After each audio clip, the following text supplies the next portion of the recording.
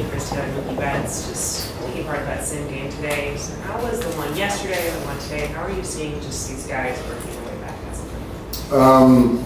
I think it's come along well. They're taking at bats, they're playing defense, they're running the bases and all that stuff. So I'm encouraged. Mookie is still on track to join us on Monday.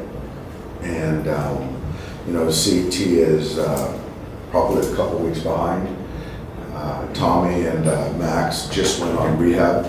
They left today, and they'll start playing games with OKC tomorrow.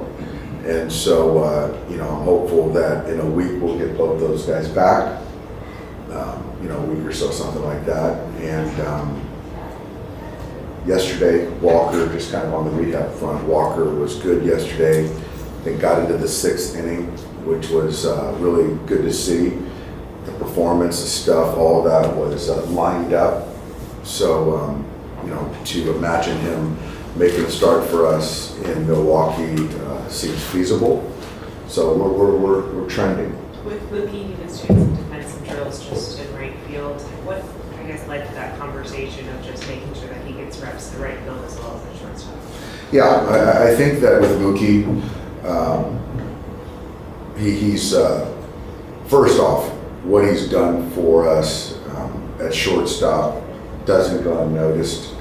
Taking on that daunting task to be a great teammate, and he was relentless, has been relentless with his work at short, as we've all seen, guys that have been here every day.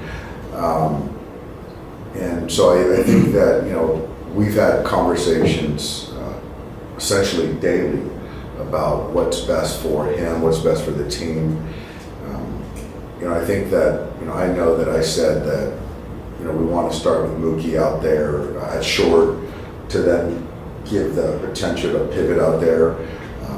I had a good conversation with him last night.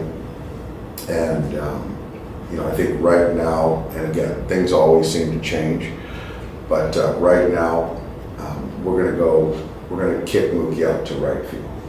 And it's something that, we all feel that, what's best for our ball club now going forward, and could it change potentially, but I think that we all feel comfortable that Mookie needs to get acclimated back out there to right field, and giving Miggy the opportunity to play short within reason as far as giving him certain off days to keep him fresh.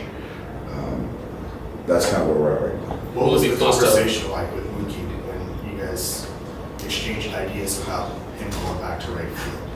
The conversation was kind of under the constructs of, each player, wherever they're playing defensively, they've got to feel most confident.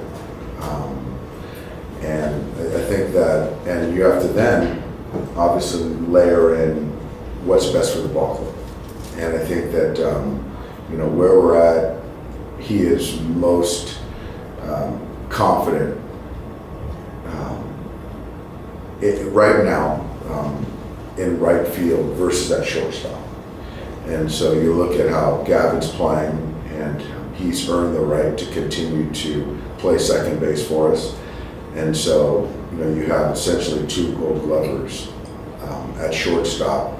And so kind of weighing everything in, the teammate, the comfort, the performance, now moving forward, that's kind of where we came to. So will it be approached exclusively right field? Yeah, I think it'll be exclusively right field. But to say that he never, I still encourage him to take balls at second base for something, whether it's something in game that he might have to kick back to the dirt, which obviously we know in the major league games things happen. So to have that, flexibility is still, there's no downside to that. All of these things were true 5 days ago. Why did the decision change? I think that, as Mookie continued to take balls out there, and just felt that the overall confidence, the overall confidence in his play at short, in a pennant race versus in right field, given what we have on the roster, the net made sense for all of us that he should kick out to right field. So, I think the whole idea, the whole thought is, what's, our best 9 or 10, and kind of, there's certain things that might happen that are unforeseeable, certainly, and continuing to keep options open. But we feel really good about Mookie going to right field. A couple of days ago, he was talking about how this was kind of like a spring training for him at shortstop. Like we could take kind of practice for an hour or 2 at that position. And how much you kind of enjoy that.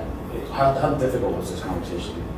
It wasn't. I mean, this is, I think, when you're talking about a player like Mookie, it has to be both ways. He's earned that. So the challenge, I think the one part of it is the challenge of taking on a different position is a good thing, certainly for a guy that, essentially has mastered right field. Coming and playing second base, another challenge I think was good, and I think shortstop was another good challenge that, quite frankly, he didn't run from, he embraced.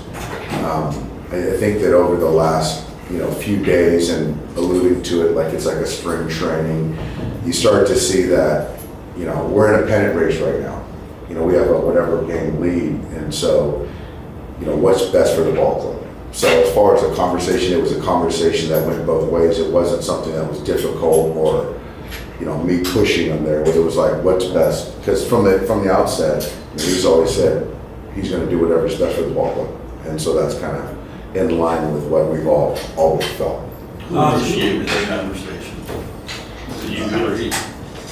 I don't think it was. I think it was both of us talking. Like we talk. I mean, to be quite honest, we talk every day about it.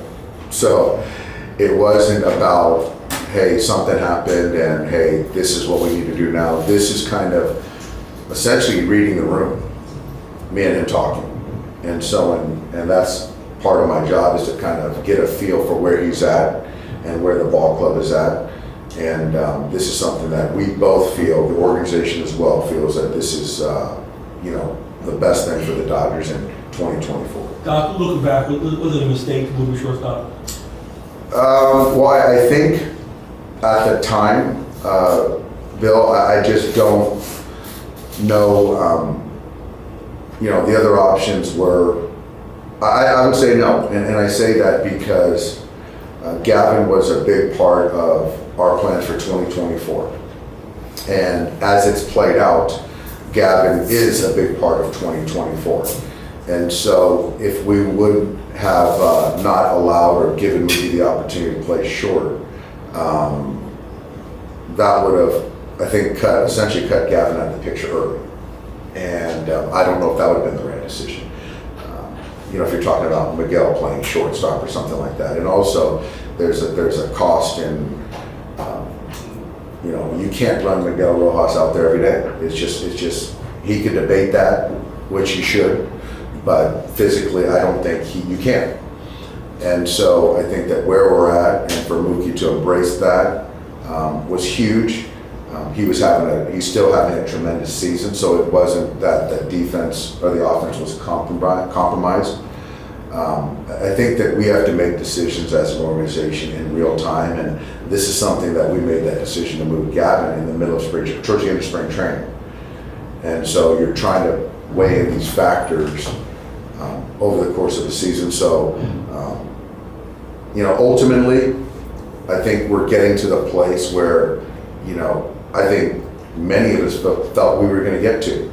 So I don't think it was a bad decision by us, and I don't think Mookie regrets that either. I think that was a great experience for him. How do you see center field and left field shaking out once Mookie and Tommy are both active? Tommy is going to take a lot of his repetitions in center field. He's going to take some at short, and he'll take some at second as well. And then what was your other question? Just left field. Yeah, I think Teo's, if you look at the outfield, Teo will be in left field. Just to follow up on something you just said, like, How much when you guys made a decision to move Mookie to short in the first place was sort of moving back to right field eventually something you guys were not only keeping open but had as a potential option down the line second half of the season? I think, I think that if we can all say that health and performance, we could bank. I think there's certain kind of configurations that we might all entertain if we could bank certain things. You just can't. And so I think that having the ability to pivot with certain players, there's a lot of value in that. So to be quite honest, when he started playing shortstop in the beginning of the season, that's what I saw, and that's what Mookie saw. That's the way we should look at it. But things have happened, whether it's performance, whether it's injury. It's a nice floor to be able to have Mookie Betts play right field, and willing and wanting to. But again, this is a world where you just know that there's certainty, which we all know that you don't have the certainty. So that's why, to Bill's question, where we were at in this moment in time, that moment in time in March, that's where we were at. And I don't think there's a person at Clubhouse that doesn't feel that Gavin Lux is a big part of this ball club now through the postseason. So it's kind of an overarching overview. When you talk about balancing, the different things that go into these decisions, like you said, like Mookie there hasn't been like a lot of ego with him and like it's demanding where he wants to go, but how sensitive do you guys have to be to, some of the preferences he might have about where he's either playing on the field or in the lineup? Like, how do you kind of navigate around that part too when you're going through these kind of decisions and conversations with him? Extremely, but I think that, fundamentally, he is about winning. He signed a long-term contract. He committed to the Dodgers. We committed to him. He said it time and time again that all he cares about is winning. His skill set lends himself to playing essentially anywhere on the diamond. And then you've got to layer in who's on your roster currently. And that's kind of the thought behind this. And then now you're talking about his comfort level. And his comfort level right now, as we get ready, independent race, is right field. And so it lines up with what we feel and our roster configuration at this moment in time. And then that's what you're saying he feels most confident right now defensively? That's right. Yes. How did the decision just with him staying in right field now, how did that allow for just a better understanding of what the other acquisitions look like, whether it's Ahmed, I know you hit on Tommy Edman a second ago, but just Ahmed Rosario and all of those guys, does it give you a clearer plan as to what the role is for those other guys? I would say that that's a little separate in the sense that it certainly adds depth, the different guys we acquired, but I think the comfort level where we feel best for Mookie and for our ball club kind of was the driver. And then the other piece is sort of fall in line. And again, that still makes sense to what we're doing. They're kind of a little different. We talked to him a couple of days ago. We asked him about kind of where he is in the lineup and stuff like that. And he said, like, whatever Shohei kind of prefers, well, just kind of fun. Like, did Shohei kind of tell you, like, I like hitting me off? Absolutely not. So, Shohei would hit anywhere. So I know that Mookie said that, but Shohei has done the same thing that Mookie had said, the same thing Mookie said. Wherever you want me to hit, I'll hit. I think for me, the game is telling us who we have on our roster. As far as Shohei and Freddie, it's telling me that Shohei should lead off and you need to split those lefties up. So I didn't honestly have to have a conversation with Shohei. Did you revisit that with Mookie at all? As far as the lineup? Yeah. I talked to him and he was just curious what my thoughts were, and this was a couple weeks ago, and we landed on that and he completely agreed. He's finding when he's going to be coming back Mookie. Monday. Does Jack Flaherty have some of that bulldog in anything? Yes. Yes, he does. I love the position player, pitcher, the Cardinal pitcher pedigree. There's a lot lineage of guys that I've respected from the outside, those former Cardinal pitchers. You know, watching him compete, and it's you know, there's some overt kind of bursts which we've seen from the other side, which I like, but there's also that control intensity which we saw in Oakland, and yes, there's that bulldog in there, and I think that I like the bulldog, I like the edge. He knows how to pitch, he knows how to use his secondary pitches, he can throw a strike when he needs to. He always feels he's the best option, and this was big for us, and this is going to be his first home start as a Dodger. I know his family and friends, I know his mom will be here, and so this is something that's going to be very meaningful for him, and really excited. Yeah.